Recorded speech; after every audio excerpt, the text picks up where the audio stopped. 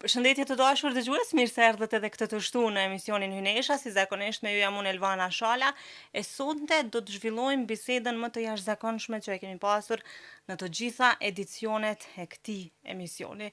Bashkë do të flasim me një vajzë shumë të veçantë të shtetit të Kosovës, është Vanesa Sulejmani, përndryshe e njohur si vajza e të mbijetuarës së dhunës seksuale gjatë luftës në Kosovë, zonjës së nderuar heroinës son Shyrete Tahiri Sulejmani. Me Vanesën do ta bëjmë bisedën në gjuhën angleze, nuk do t'i hap kartat e jetës së saj, sepse do të bëjmë në një format tjetër këtë emision sonte, meqense është shumë special, por pyetjet e saj unë do t'ia drejtoj në gjuhën shqipe, ndërkohë që ju do ta keni edhe përkthimin simultant në kohë reale gjatë bisedës. Me të, e dashur, përshëndetje, mirë se erdhe. Faleminderit shumë.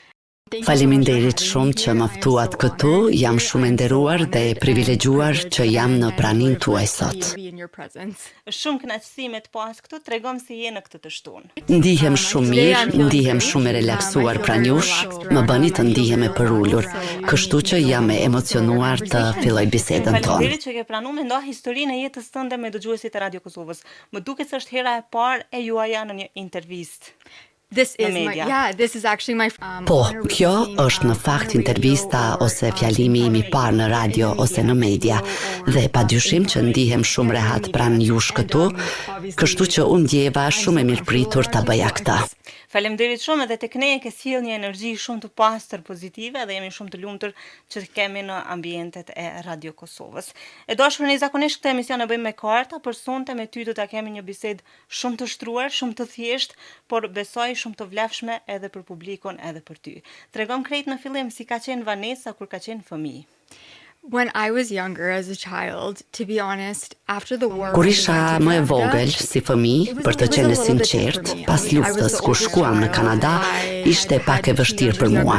Isha fëmia më I madh, kisha 2 vëllezër e motra më të vegjël, motrën dhe vëllain tim. Por, si fëmijë, isha shumë I shoqërueshëm, më pëlqente shumë të isha me njerëz, por kisha probleme me angazhimin me njerëz. Në këtë deklaratë të angazhimit me njerëzit, arsyeja pse kisha një problem të tillë ishte se kisha shumë shkaktar si zhurma, zëra, moti dhe e di që kjo ishte për shkak të asaj që pash gjatë luftës këtu në Kosovë. A do të thotë kjo që ke pas trauma të luftës? Yes, I had a lot of trauma from the Po, pata shumë trauma nga lufta këtu, jo vetëm nga vetë ngjarja, por edhe sepse përjetova një gjë kaq traumatike që ndodhi këtu. Ishte kaq traumatike, jo vetëm për mua, por për të gjithë ata që e përjetuan. Por për mua veçanërisht trauma ndodhi kur isha 4 vjeçe. Dhe kjo traumë nuk më la. Prap si fëmijë mbaja këtë barë të kësaj ngjarjeje traumatike që ndodhi, duke bërë që të mos isha si çdo të ishte çdo fëmijë, si I lirë e jo I friksuar, duke u besuar të tjerëve. Dhe kjo është shkaku pse nuk mund të bëja miq si fëmijë. Trusting others, and this is the cause of the reason I couldn't really make friends as a child. A ke qenë fëmijë I parë në familje? Je fëmijë I parë në familje? Yeah, I am the oldest. Po, unë jam më e madhja në familjen time, kështu që jam fëmijë I parë. Që të vazhdoni të jetoni në Kanadë pas traumës që nëna juaj e përjetoi si e dhunuar e luftës. So when I found out in Canada about what happened to my mother, after... Po, kur mësova në Kanada për atë që I ndodhi në nësime, kështu ne shkuam në kampin e refugjatëve në Maqedoni dhe të gjithë të tjerët vendosën të ktheheshin. Kështu që u përshëndetëm, por qëndruam në kamp. Prindërit e mi më thanë se nuk mund të kthehemi. Duhet të qëndrojmë këtu dhe duhet të shkojmë diku. Kështu që u sponsorizuam si familje për të shkuar në Kanada nga një komunitet dhe kjo është arsyeja pse jetojmë në Calgary, Alberta. By a community.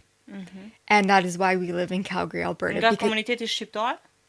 No, it was actually Jo, an në English fakt ishte community. komunitet So anglez. they had Pra, heard ata of her kishin before, mësuar and për they luftën were dhe ata po sponsoring sponsorizonin and we got familjet. sponsored. Dhe And ne u within 2 sponsorizuam. days, got on a plane, Brenda 2 ditësh hipëm në një wearing aeroplan shorts duke and veshur t-shirts, pantolona të and we shkurtra went dhe there on the bluza 4th dhe of shkuam atje December. në 1 So dhjetor. 4 days Pra, before 4 my ditë 5th para birthday. ditëlindjes sime të And 5 dhe it was ishte so aq nice. It was like ftohtë. -50, Ishte rreth minus landed in 50. Calgary, Ne landed zbarkuam there in atje në Calgary and dhe they came ata to us erdhen and they të brought kne us dhe na jackets sollën and gjaketa dhe rroba të përshtatshme.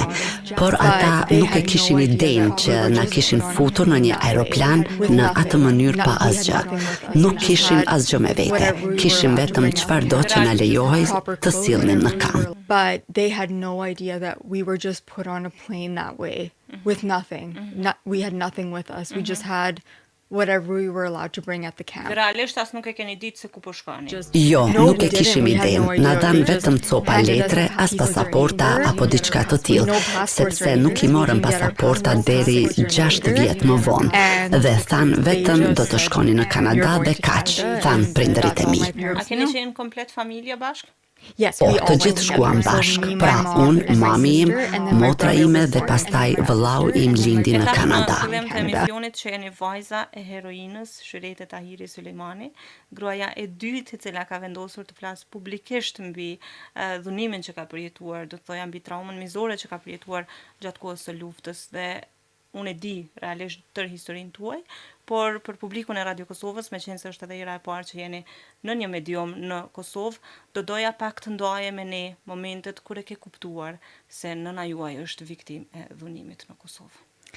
So the first time that I found Kështu out hera e about what parë që happened to my mësova mother për was atë që i actually ndodhi në a nësime very, very ishte në important fakt day. një ditë shumë e rëndësishme. Midis faktit që mësova për ngjarjen e tmerrshme të nënësime, ajo ishte gjithashtu dita kur u diagnostikova me një çrregullim të ngrënit në moshën 14 vjeçare. Atë ditë, unë, babi dhe mami shkuam te mjeku dhe po i tregonin se po kisha disa probleme dhe mjeku u kishte shpjeguar prindërve të mi se kisha një çrregullim të ngrënit.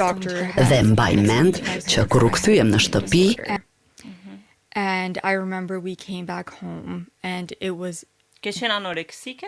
anorexia nervosa, Okay, yes. okay. anoreksi nervore dhe ishte heshtje plot në makinë. Askush prej nesh nuk po fliste dhe unë po qaja shumë në pjesën e pasme. Kështu që u kthyem në shtëpi dhe mami shkoi në garazhin ku ajo pinte duhan dhe u intrigova shumë nga heshtja e saj.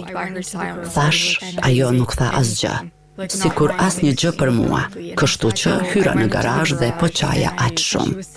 U ula në shkallë edhe ajo ishte ulur në karrigen e kuqe dhe kishte veshur një rrobë të kuqe e flokët e saj të mbledhura prapa në bisht. Nuk do ta harroj kurrë këtë. I thash, e urrej veten. Më vjen shumë keq, sikur nuk mund ta besoj këtë, sikur jam e çmendur. Thjesht e urrej veten, mami. Dhe ajo më shikoi lart pasi i thash 5 minuta, e urrej veten. Dhe ajo tha, qika jeme, nuk e arsye ta urresh veten. Unë e urrej veten sepse u përdhunova në luftë dhe e shikova, e ndalova së qari me njëherë dhe i thash, pse nuk ma the kurrë? I thash, u lëndove kaq keq gjatë luftës? Ajo tha, urrejtja e vërtet është ajo që e ndjej për veten time.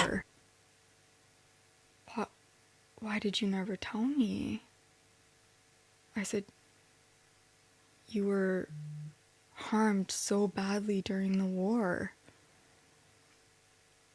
And she said, true hatred. Dhe kjo ishte hera e parë që nëna ime më tregoi për torturat që kaloi gjatë luftës. During the war. That was the first time my mother told me about the torture she went through during the war. Babja e ka ditë? My dad, if he knew, Babi im nëse e dinte, unë nuk e dija kurrë, sepse ne nuk flasim për këtë para babit tim, as sot e kësaj dite. Unë jam 29 vjeqe, kështu që 15 vjet më vonë kjo tem nuk flitet para babait tim apo askujt tjetër. talked about in front of my dad or anybody that As is sot nuk diskutohet në praninë të babit? no. As në këto ditë? No, not even Jo, after she as told pasi me ajo over doli every hapur në single Kosovë dhe incident deshi and të shoh drejtësinë. wanted to A seek jetoni bashkë me justice. babin? Po. Okay. Pas sa kohe nana vendosi me të tregu që është një nga viktimat e dhunës seksuale gjatë luftës? Pas sa vitesh? After how many years did she tell you? So after that she was seeking Yes. justice. So my No, mother. after how many years she told you that she were raped? After the war. How many years after the war? So it would have been 12 years after the war. Pas 12 vitesh. Yes. So 12 years after the war, she told me, and just me. Pra, do të kishte qenë 12 vjet pas luftës. Pra, 12 vjet pas luftës më tha ajo vetëm mua dhe vetëm mua. Dhe pastaj ishte sikur asgjë. Thjesht u zhduk dhe problemet e mia të shëndetit mendor u bën gjithnjë më të forta dhe ato morën kontrollin e jetës sime. Për këtë arsye, ato morën kontrollin e jetës së saj. Dhe pastaj, kur ajo vendosi të kërkonte drejtësi për atë që i ndodhi, atëherë fillova të kuptoja se sa jashtë kontrollit ishte jeta ime për shkak të sëmundjes sime. Starting to realize how out of control my life was because of my illness. And what happened when she told you? Çka ka ndodhur masi që të ka tregu? Si e ke prit, si ka qenë reagimi yt? I just went upstairs. I was 14 years old. I was diagnosed that day, and I felt so hopeless. I felt like this event happened right in front of me, and I Unë couldn't thjesht help unë gjita myself. lart, unë isha 14 vjeqe. Më diagnostikuan atë ditë dhe ndihesha shumë e pashpresë. Ndjeva sikur kjo ngjarje ndodhi pikërisht para meje dhe nuk mund ta ndihmoja nënën time në asnjë mënyrë. Nuk mund ta shpëtoja nga askush. Nuk mund ta shpëtoja nga tmerri që po hynte në përder. Dhe atëherë e kuptova pse ja doli mban në mënyrën se si e bëri. Ajo flinte shumë gjithmonë, i kontrollonte dyert sikur ishin të mbyllura 5 ose 6 herë gjatë natës. Edhe pse ne thonim jo nan, sikur i mbyllnim dyert sikur të ishin mirë. Ajo i kontrollonte dritaret tona për të siguruar që ishin të mbyllura para se të flinim. Dhe për një kohë shumë të gjatë, derisa mendoj se mbusha 10 vjeç, mamaja ime nuk më linte mua dhe motrën time të flinim vetëm. Ajo ishte shumë e friksuar. Ajo kishte shumë frikë të na linte vetëm të shkonim në shkollë, të flisnim me njerëz të tjerë, të flinim vetëm. Ajo ishte gjithmonë aty dhe dyert ishin gjithmonë të mbyllura. Dhe kështu e dija unë. E kuptova që diçka nuk shkonte, por ditën që më tregoi, e kuptova pse i bënte të gjitha ato gjëra, për shkak të gjithë traumës që përjetoi. She did all of those things because of all the trauma she experienced. Gjatë gjithë kësaj kohe, a ke dyshu që diçka nuk është në rregull me nanën në bazë të sjelljeve të saj që ti po i përshkruan? The way that my mother acted, yeah, it was very not normal. Did you notice that something is wrong with her, right? Yeah. Po, para se të më tregonte, gjithmonë e dija se diçka nuk shkonte. Gjithmonë e dija se ishte shumë e trishtuar. Gjithmonë e pyesja veten pse nuk donte të bënte miq. I thoja, "Hey, a do të vish në një ekskursion me shkollën time?" Dhe ajo kishte shumë frikë të shkonim në një ekskursion.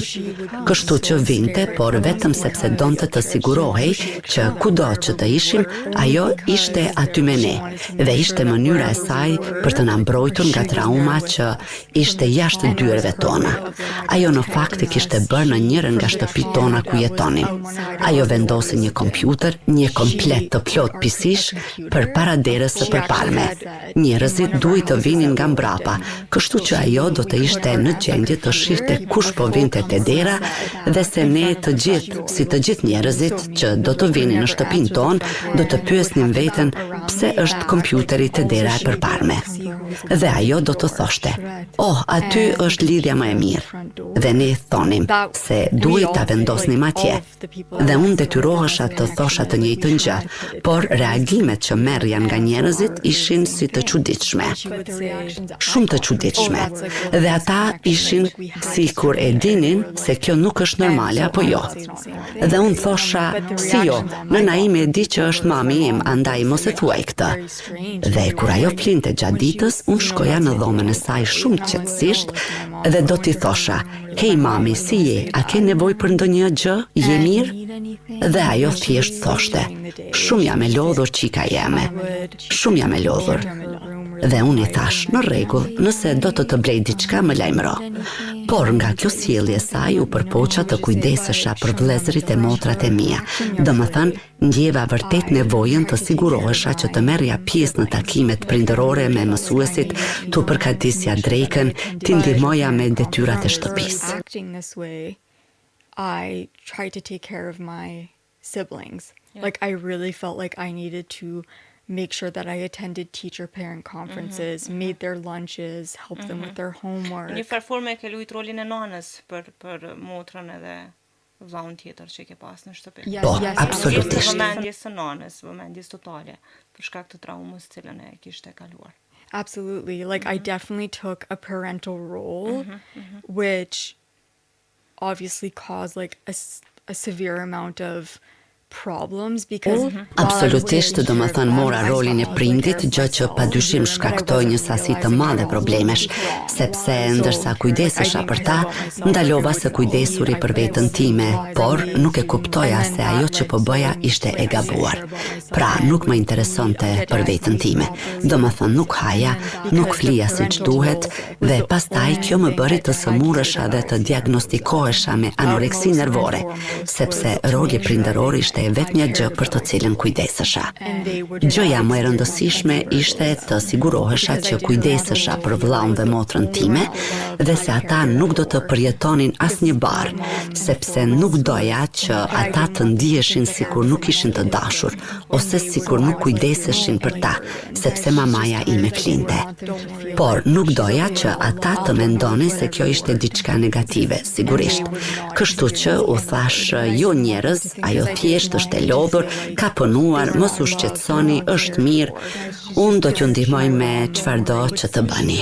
But I didn't want them to think that that was a negative thing. Of course. So I was like, no, like, guys, she's just tired, she worked, don't worry, she's okay, like, I'll help you with whatever you need. Mirë, Vanessa, një pyetje të fundit para se të kalojmë tek pika muzikore në këtë edicion shumë special do ta quaja, sepse po e bëjmë këtë emision hynesha në një format komplet tjetër nga I zakonshmi që e bëjmë ne. E kuptuan pjesa tjetër e vllaut edhe motrës për ndodhin e nanës pastaj, pas teje? Apo ata Jo, ata gjithashtu e dinë. No, they also know. Si e kuptuan ata? So I had my mother sit down with my brother and sister and me, and I said,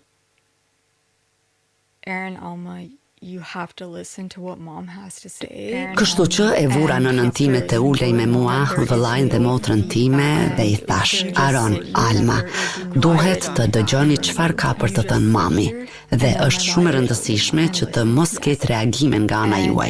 Thjesht uluni këtu, heshtni dhe dëgjoni. Dhe pastaj nëna ime u tregoi atyre çfarë ndodhi. Ishte një ngjarje shumë e trishtuar. Vëllai im nuk e përballoi mirë. Ai qau për disa orë, pasi mami im ja tregoi dhe motra ime ndjeu shumë zemrim. Dhe unë I thash asaj, e di çfarë, është në rregull që je e zemëruar. I thash, të lejohet të jesh e zemëruar, por sigurohu që je me personin e duhur, me gjën e duhur dhe mos u zemro me mamin. Mos mendo se ajo e shpiku këtë ose se nuk u përpoq të mbrohej nga kjo ngjarje të tmerrshme. Pas kësaj, familja ime heshte për këtë. I thash mamit se mund të fliste me mua kurdo që të donte, nëse nuk donin ta dëgjonin, kjo është në rregull, por ata qëndruan në të. Pra, kur ajo donte të kërkonte drejtësi, ata thanë ne qëndrojmë pranë teje, ne qëndrojmë pas teje, ne jemi fëmijët e tu, nuk do të lëm vetëm dhe ne të duam. Wanted to seek justice. They said, we stand by you. We stand behind you. We are your kids. We won't leave you alone. And we love you. Dhe besoj që kjo ka qenë ndoshta forca më e madhe për nanën pasi ka dëgjuar krejt këto fjalë mbështetëse nga fëmijët e saj. I think it really did give her a lot of inspiration and also the ability to seek justice, because she was like, I told the most important people in my life what happened. So now I need to seek freedom for myself. Natyrisht. Mirë, e dashur, faleminderit shumë që po i ndan krejt këto përjetimet familjes tënde bashkë me dëgjuesit e Radio Kosovës në një intervistë komplet ekskluzive dhe të dhënë për herë të parë në mediat e Kosovës. E dashur, fillimisht si po ndihesh në këtë pjesë të emisionit? Ndihem shumë mirë dhe faleminderit që më bët të ndihem kaq rehat. Po e ndan këtë pjesë të historisë së jetës tënde as pak të lehtë, shumë të dhimbshme, por mbi të gjitha shumë inspiruese për të gjitha ato gra, vajza dhe burra që kanë përjetuar dhunimin seksual gjatë luftës në Kosovë e që fatkeqësisht nuk janë pak, janë plot 20.000 e më shumë të tillë që kanë përjetuar dhunimin seksual gjatë luftës në Kosovë. Mbetëm tek pjesa e rrëfimit kur pjesa tjetër e familjes, pra vllau dhe motra jote, kanë kuptuar për ngjarjen që i ka ndodhur nënës suaj. Tani në këtë pjesë më intereson të di, cilat ishin hapat e tu të parë që ti ke ndërmarrë për t'i qëndruar nanës afër. E ke, si me thonë, uzuar për të shkuar tek psikologu, si e marrë me të pastaj? So after she told us all, we really did encourage her to set herself free from the things that trapped her. And the reason being is I said to my mom, if you can't find freedom... Pasi na I tregoj të gjitha, ne e inkurajuam vërtet që të çlirohej nga gjërat që e kishin zënë në kurth. Arsyeja është se I thash nënësime, nëse nuk mund ta gjesh lirinë, si mund ta gjej unë? Nëse nuk e liron veten, pse do ta bëja unë? Dhe ajo tha, kam shumë frikë. Sikur kam shumë frikë dhe unë I thash, ke kaluar gjën më të frikshme që dikush mendon se u ndodh atyre. Ti e ke përjetuar këtë. Sigurisht që frika jote është reale. Kështu që I thash, duhet të flasësh me dikë që I beson, që mund të thuash të vërtetën, të shprehësh mendimin tënd dhe të jesh I lirë. Dhe I thash, nëse kjo nuk është këtu, nëse kjo nuk është në Kosovë, do ta gjejmë diku. Ti thjesht ma trego mua, më trego si mund të ndihmoj. Dhe ajo pastaj shkoi dhe foli me një psikologe të KRCT-s këtu në Kosovë, sepse the KRCT here in Kosovo because Kjo ka qenë hera e parë që ajo vendosi të flasë me një psikolog këtu në KRCT në Kosovë? po, yes, for this specific event. She did speak to a psychologist. Po, për këtë ngjarje specifike, ajo foli me një psikolog në Kanada për çrregullimin e saj post-traumatik, për luftën për traumën, por kur nuk e ndjeu të drejtën t'u tregonte atyre për abuzimin që përjetoi këtu gjatë luftës. Kështu, kur ajo na tregoi mua dhe fëmijëve të tjerë, mendoj se kjo është ajo që I hapi derën për të thënë do të kthehem në shtëpi, në vendin tim dhe do të flas me dikë që do të më kuptoj, sepse ata e kanë jetuar luftën. Ata e din çfarë ishte lufta. Dhe që nga ajo kohë e tutje, ajo vazhdoi të merrte ndihmë nga KRCT dhe doktor Feride Rushiti, dhe kështu erdhi pikërisht të kërkoj drejtësi. She kept getting help from KRCT and Dr. Feride Rushite, and that is how she came to seek Me fol justice. publikisht. Yes. Exactly. Si vendosi pastaj që të dalë dhe të kërkoj drejtësi publikisht për krimin që I kishte ndodhur, edhe si e përjetuat si familje daljen e saj publike, duke pas parasysh që s'ka qenë fare e lehtë. No, it wasn't easy. Honestly, I thought I was going to handle it a lot better than I did.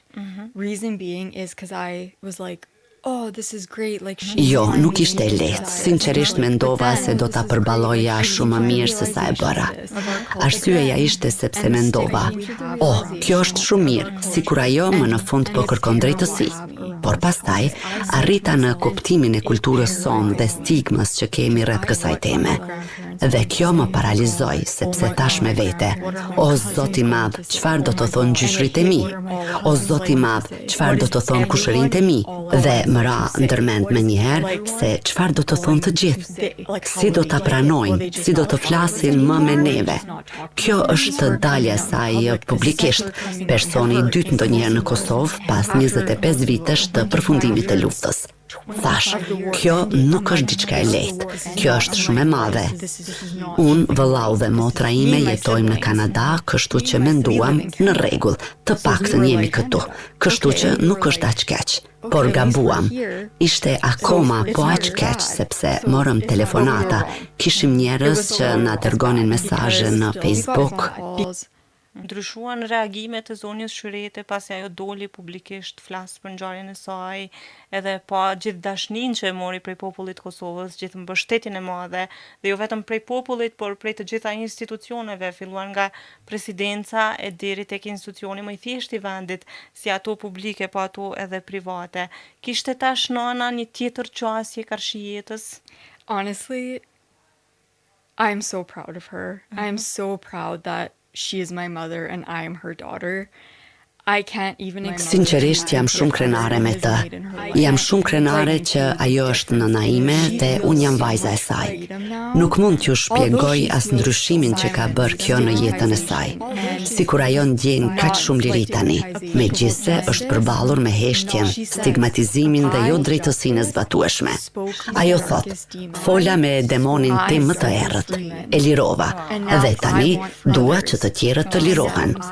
Po e shikoja dhe ajo qesh, buzët qesh, i pëlqen të dalë për kafe, tani fleat shumë dhe unë i thash ti e bërë atë. Ti ishe. Unë i thash askush nuk do të detyroj të bëj asgjë. Pra, duke e parë të ishte kaq e guximshme, më tregoi se ndryshimi është i mundur, se pavarësisht se në çfarë bote të stigmatizuar jeton, shoqëria, kultura, çlirimi i vetes vjen nga brenda. Dhe ajo ma thot këtë gjatë të gjithë kohës. Ajo thot, i thash vetes, mund ta bëje, mund ta bëje, mund ta bëje, dhe e bëri. She says, I told myself I can do it, I can do it, I can do it, and she did it. Është e jashtëzakonshme në fakt edhe shumë emocionuese me dëgju një ndryshim të tillë drastik pasi ajo vendosi të flas.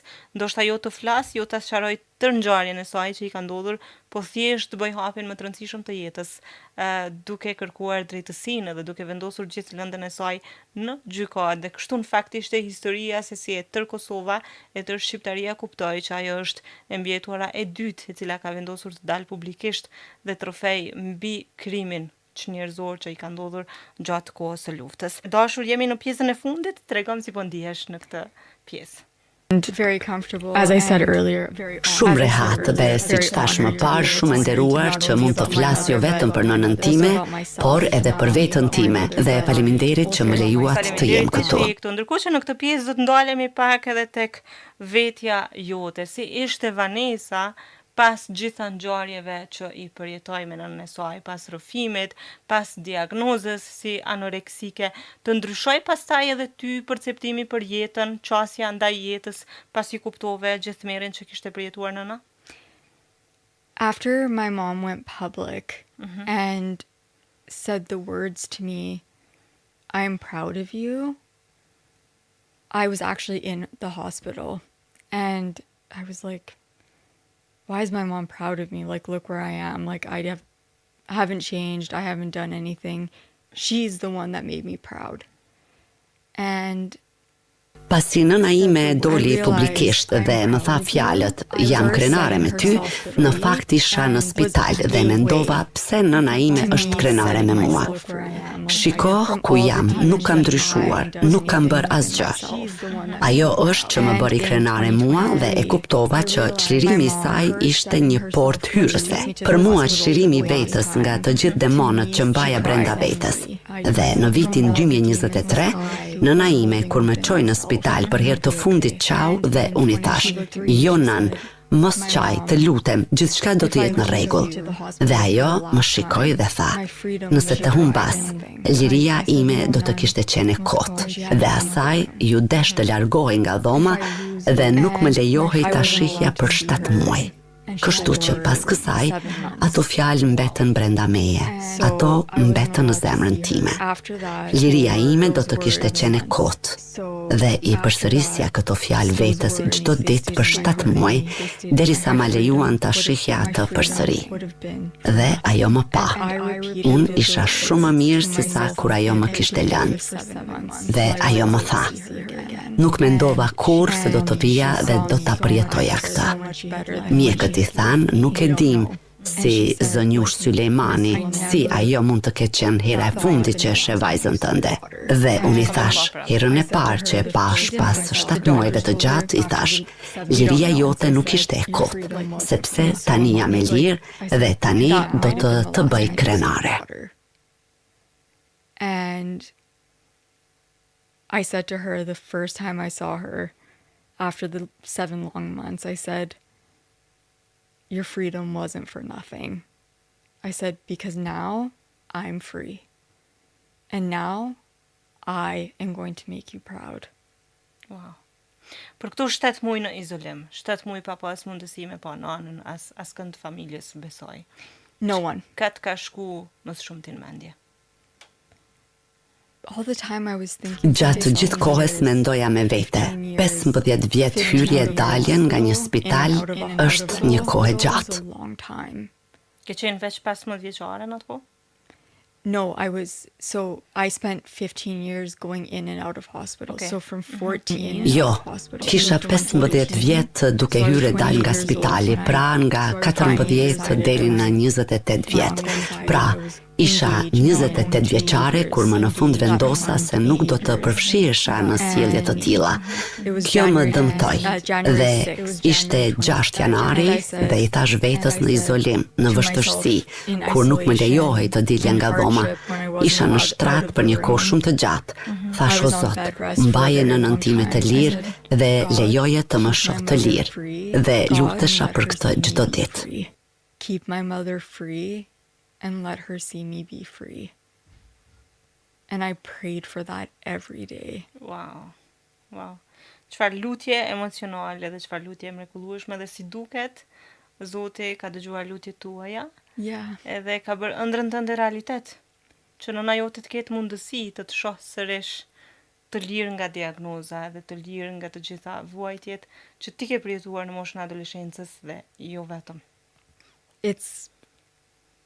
It's true. Like, I never thought I would be where I am today, but I knew that if I prayed and if I Është e vërtet, nuk e mendova kur se do të isha aty ku jam sot, por e dija që nëse do të lutesha dhe nëse do të vazhdoja të thosha, Vanessa, liro veten, duhet të jesh e lirë, do ta shoh përsëri, do t'i shihja gjyshrit e mi përsëri dhe do të isha në gjendje të isha përsëri këtu në Kosovë. Muesh me familjen. after the first time I saw it was just my mom that I saw. Pas herës së parë që pash, vetëm mami erdhi, por pas kësaj e dija si ishte të qaja nga lumturia, sepse nuk kisha qarë kur më parë nga lumturia. Por kur ajo hyri në përdyert e spitalit për të më parë, fillova të qaja, por jo sepse isha e trishtuar, por sepse isha shumë e lumtur. Dhe kështu ishte hera e parë në jetën time që në moshën 28 vjeçare isha në gjendje të qaja nga lumturia. Dhe ndjeva si kur gjithçka kishte ikur, si kur të më kishte rënë një peshë nga supet. Po, si kur të kisha rilindur dhe duke përqafuar mamin tim. Yeah, like reborn and hugging my mom. Cila ishte fjala e parë që ja the nanës pasi e takove pas 7 muajsh?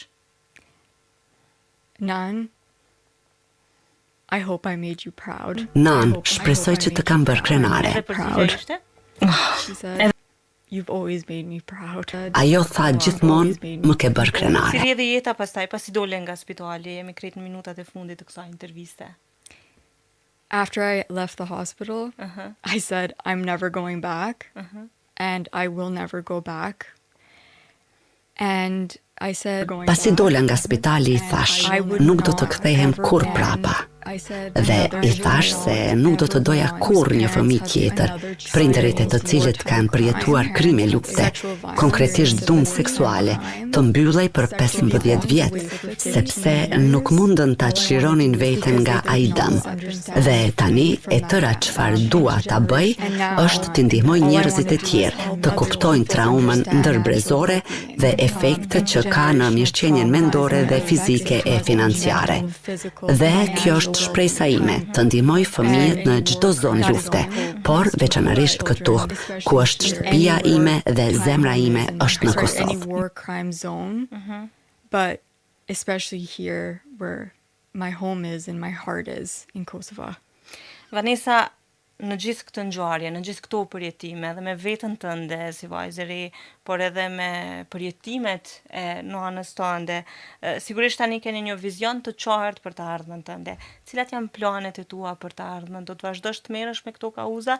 Përndryshe për publikun, Vanessa ka qenë edhe një nga folësit kryesore të forumit ndërkombëtar për gratë, paqen dhe sigurinë, organizuar nga presidenti i Kosovës Vjosa Osmani, dhe kam përshtypjen që ti nuk do të ndalesh duke rrëfyer historinë tënde dhe të familjes tënde, jo vetëm në Kosovë, por kudo në botë. Cilat janë planet e tua të afërta në lidhje me këtë? I will not quit. I will not quit. I will not stop till I know that children of generations have been heard. Unë nuk do të dorësohem. Unë nuk do të dorësohem. Nuk do të ndalen derisa të di që fëmijët e brezave të tërë janë dëgjuar. Nuk më intereson se ku është në botë, nuk më intereson nëse është në një skenë të madhe apo në një shkollë të vogël. Dua të sigurohem që çdo fëmijë të dëgjohet, sepse mua më është dhënë privilegji të dëgjohem dhe dua t'ua jap këtë privilegj edhe të tjerëve. Because I was given the privilege to be heard. And I want to give that privilege to others as well.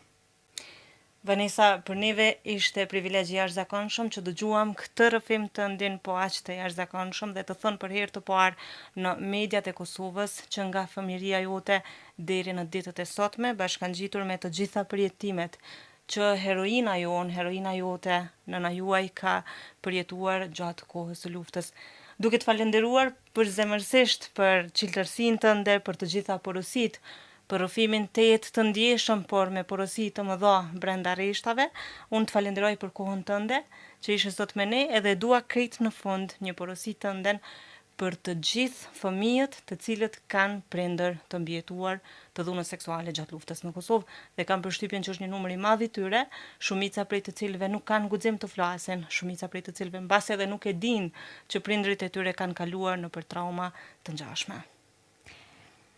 I would like to say to any child that is listening. Do të doja ti thosha çdo fëmijë që po dëgjon, të çdo moshe, se jam me ju në errësirën tuaj, në konfuzionin tuaj dhe në trishtimin tuaj. Por gjithashtu jam me ju në zgjedhjen tuaj për të përdorur zërin tuaj dhe për ta shliruar veten. E dashur, faleminderit, një porosie jashtëzakonshme dhe kuptim plot për të gjithë ata që na dëgjuan në këtë intervistë ekskluzive tënde. Faleminderit shumë. Thank you so much. Faleminderit. Dashur dëgjues, kemi qenë kështu në një intervistë ekskluzive me Vanessa Sulejmanin, vajzën e heroinës sonë të mbijetuarës së dhunës seksuale gjatë luftës në Kosovë, Shyrete Tahiri Sulejmanit, e cila është gruaja e dytë që ka folur publikisht mbi tmerrin e luftës që ka përjetuar dhe krimet çnjerëzore që janë bërë mbi të, por jo vetëm, edhe mbi 20.000 gra dhe burra të tjerë, të cilët kanë përjetuar krimet çnjerëzore të luftës në Kosovë. Duke ju falenderuar për vëmendjen tuaj, ne bashkë takohemi javën tjetër.